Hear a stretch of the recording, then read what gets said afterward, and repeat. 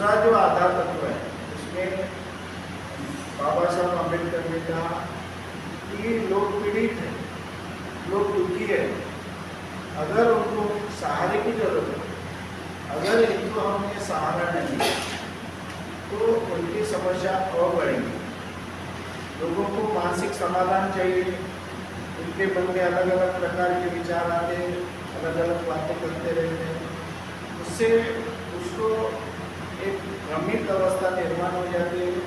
क्या करना चाहिए, क्या नहीं करना चाहिए, इस बारे में वो कोई सही निर्णय नहीं ले पाता। इसलिए हमें उनके पास जा कर के उनको सही विजन, सही दृष्टिकोण सिखाने की आवश्यकता है। इसलिए जो पीड़ित है, दरिद्र है, जो दुखी है, उनको उनके तरफ जाना है। आज हम दुखी नहीं है, लेकिन हमें उनके तरफ जाना है जो समस्याग्रस्त है, जो दुखी है, जो पीड़ित है, जिनको बहुत बड़ी हानि हो रही है, ऐसे लोगों तक जाना है और उनके समस्याओं का कारण ढूंढ के निकालना। कुछ गरीब लोग हैं, उनको समस्या के कारणों का पता नहीं लगा पाते। ऐसे बहुत से इंसान हैं, ऐसे बहुत से लोग हैं जो समस्या का कारण ही उनको पता नहीं रहता। समस्या तो भोगते रहते, अनेक बीमारियां उनकी रहती, अनेक कारण रहते, लेकिन उनको पता ही नहीं चलता कि किस वजह से हो रहा है। घर में हमारी समस्या किस तरह से हो रही, उस समस्या के कारण क्या है, इस बारे में लोगों को जानकारी नहीं है सही मायने में। इसलिए ये जो बुद्ध धम्म की रूपरेखा बनाई है, बुद्ध धम्म का जो प्लानिंग बनाया है, ये इसीलिए बनाया है कि समस्याग्रस्त समाज है, समाज में चारों तरफ समस्या है, दुख है। कोई अमीर आदमी भी होगा लेकिन उसको भी समस्या है, कोई गरीब होगा उसको भी समस्या है। ये हर समस्याग्रस्त लोग हैं, लेकिन उनको उनके समस्याओं का कारणों का पता नहीं। समस्या तो है लेकिन कारणों का उनको पता नहीं है। फिर कारणों का पता नहीं है, इसका मतलब है उनका निराकरण भी उसको पता ही नहीं। जब कारण का पता नहीं है तो निराकरण का पता कैसा है? ये सबसे बड़ी समस्या है। तो दूसरा आधार तत्व जो है कि दुख की स्वीकृति करो, जो समस्या है उसको रिकॉग्नाइज करो, समस्या समझो, उसको समझने की कोशिश करो। तो ये पहले समस्या कैसे निर्माण होती है, कौन से समस्या के कारण होते हैं, ये पहले तो उसको ढूंढ के निकालो। फिर कारण का पता लगने के बाद समस्या का निराकरण करो। समस्या है, अपने घर में समस्या है, अपने परिवार में समस्या है, अगर उस समस्या को हम वैसे रखेंगे, उसको दूर करने की कोशिश नहीं करेंगे, उसके तरफ हम ध्यान नहीं देंगे, तो समस्या वैसी रहेगी। आज भी हमारे इस विजन के द्वारा हम अपने समस्याओं को ठीक से नहीं देख पाते, इसलिए हमारी समस्या वैसी रह जाती है। और जो समस्या जल्दी दूर होने वाली बाद में इतनी बढ़ जाती समस्या, तो फिर उसको समस्या को दूर करने के लिए काफ़ी साल लग जाते हैं, काफ़ी समय लग जाता है। इसलिए एक हमें आधार तत्वों में बाबा साहब अम्बेडकर ने बताया कि जो समस्या है उसको पहले रिकॉग्नाइज करो, स्वीकृत करो, ये समस्या है, ये समस्या का कारण है, इन कारणों का पता लगा। कभी समस्या दिखती नहीं, कारण दिखते, तो कारण को पता लगने से इस कारण से ऐसी समस्या निर्माण हो सकती है। किसी को अपनी तरफ सेहत की तरफ ध्यान नहीं देना, तो धीरे धीरे सेहत की तरफ ध्यान नहीं देने से जो भी उसके शरीर की जो भी बीमारी है वो धीरे धीरे बढ़ते जाएंगे और फिर वो कारण बन जाती, और वो कारण बनने से उसको फिर उसकी हानि पहुँचेगी। तो हम छोटे छोटे समस्याओं को भी देखें, कारणों को भी देखें और आधार तत्व का मुख्य समस्या का निवारण करें। हमारा मुख्य बेसिस है, हमारा मुख्य तरीका जो इंडिविजुअल की समस्या जो भी है, समस्या का निवारण करना है। चाहे छोटी समस्या हो, चाहे बड़ी समस्या हो, उसका निराकरण करना जरूरी है। तो ये मुख्य विचारधारा है, ये मेन है, मुख्य विचारधारा है। ये जो मैंने बताया कि आधार तत्व ये मुख्य विचारधारा है। छोटे बच्चे हैं, इनको अभी से धम्म का पता चलेगा, अभी से धम्म के बारे में जानकारी रहेगी कि ऐसा करने से मेरे जीवन में समस्या निर्माण हो सकती है। तो अभी से वो सतर्क हो जाएगा, अभी से सतर्क हो जाएगा कि ऐसा मैं करूँगा तो समस्या निर्माण होगी, फिर कुछ काम ऐसे मैं नहीं करूँगा तो भी समस्या निर्माण हो सकती है। तो कौन से काम करना चाहिए और कौन से काम नहीं करना चाहिए, इसके बारे में अभी से इनको जानकारी मिल गई तो आगे इनका जीवन अच्छा बनेगा, इनका आगे का जीवन कोई नुकसानदायक नहीं होगा। इसलिए हमें ये महत्व की बेसिस है, ये महत्व का फाउंडेशन है, इस बारे में ज़्यादा समाज में जागरूकता निर्माण करना जरूरी है। मैंने देखा कि किसी कोई लेख आता है, कोई राइटर लिखता है, पत्रकार लिखता है, वार्ता लिखता है, कोई बुक लिखता है, कोई हिंदी लिखता है, तो वो ज़्यादातर हमारे इतिहास के बारे में लिखते हैं। जो पुराना इतिहास है उसके बारे में ज़्यादा हम लोगों को जानकारी देते हैं। तो इससे इतिहास तो चले गया, लेकिन हमें इससे ये सीखना है कि वर्तमान स्थिति में हम काम कैसे करें। इतिहास को हमें इसलिए जानना है कि आज के परिस्थिति में आज हम किस तरह से जिए, आज हम किस तरह से काम करें। अगर ये वर्तमान स्थिति हमारी ठीक है तो हमारा भविष्य काल भी अच्छा हो सकता है। लेकिन भूतकाल के चक्कर में हमें अपना वर्तमान खराब नहीं करना है। तो वर्तमान स्थिति में जो भी समस्या है उसके बारे में ज़्यादा हमें जानकारी लेना है।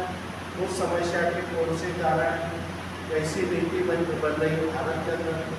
अभी देखो शिक्षा में लोग कहते हैं कि शिक्षा में पाठ्यक्रम में मनुस्मृति के श्लोक दिए जा रहे हैं, तो ये कारण है। उसका रिजल्ट क्या होगा आपको पता नहीं, लेकिन उन्होंने कारण को डाल दिया है, ये कारण बन गया है, ये कारण बन गया। तो हमें कारण है, जब जहाँ पे कारण है वहाँ पर परिणाम निकलते हैं, जहाँ पे कारण है वहाँ पे परिणाम निकलते हैं। उनको परिणाम निकालना है, उनको वैसी परिस्थिति निर्माण करना है। इसलिए अभी से वो बच्चों के मन में वो कारण डालने की कोशिश कर रहे हैं कि हमारे घर तो देखो कितने अच्छे हैं, और लोग बोलते मनुस्मृति खराब है। वो मनुस्मृति के कुछ अच्छे श्लोक डाल देंगे और कहेंगे कि देखो हमारी मनुस्मृति कितनी अच्छी है, लेकिन वो बताएंगे नहीं कि मनुस्मृति के कुछ श्लोक है जो हमारे खराब है। इसलिए हमें सतर्क रहने की आवश्यकता है। जो भी लोग करते हैं, जो दुश्मन करता है तो अपने हित के लिए करेगा, हर एक को अपना अपना हित है।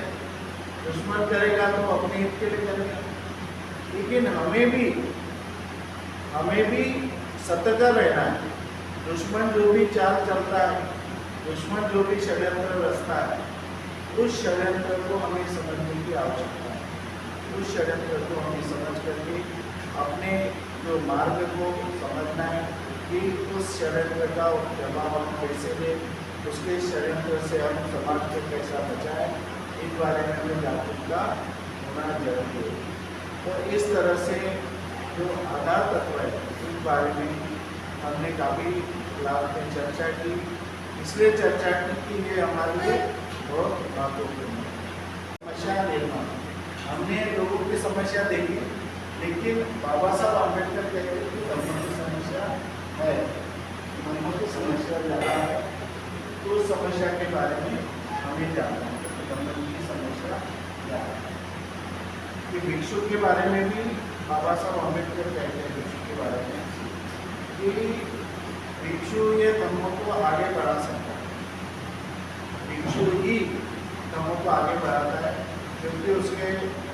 चिवर पहनता है और पूर्ण समय धम्म का काम करने के लिए तैयार रहता है। वो फुल टाइमर रहता है, पूरा घरता छोड़ के अपने परिवार को छोड़ करके उसके पास समय काफ़ी रहता है। और जो परिवार में रह के काम करते हैं उनको दो काम करना पड़ता, परिवार भी संभालना पड़ता और परिवार की तरफ भी देखना पड़ता। लेकिन भिक्षु ये परिवार छोड़ के रहता है तो उसका परिवार ये समाज बन जाता है। उसका जो परिवार है वो समाज है। अभी उसका खुद का परिवार नहीं रहा। जब उसने चिवर लिया, चिवर लेने के बाद भिक्षु का परिवार या समाज परिवार हो जाता है, उसका खुद का स्वयं का परिवार नहीं है। जो पहले के जो रिश्तेदार हैं, पहले के जो वो रिश्ते नाते टूट जाते हैं चिवर लेने के बाद। और जो समाज है, समाज जिसका परिवार बन जाता है, समाज की तरफ उसको ज़्यादा ध्यान देने की आवश्यकता है। तो इसलिए बाबा साहब अम्बेडकर कहते हैं कि भिक्षु ये धम्म का भविष्य आगे बढ़ा सकता है और भिक्षु के ऊपर ही साधारणतः धम्म का भविष्य निर्भर करता है। लेकिन बाबा साहब अम्बेडकर कहते हैं कि ऐसे भिक्षु पर धम्म निर्भर करता है कि जो भिक्षु समाज का सेवक मानते हैं। उसको अपेक्षा नहीं कि समाज उसकी सेवा करे न करे, लेकिन उसने जो संकल्प किया है जीवन लेकर, उसका संकल्प जो है जीवन लेने के बाद में कि वो समाज की सेवा करे, समाज को मित्र मानता है, मित्र बन के समाज में काम करता है। भिक्षु या समाज का मार्गदर्शक बन के काम करता है, समाज को मार्गदर्शन देता है। ये भी उसके लिए महत्वपूर्ण काम है।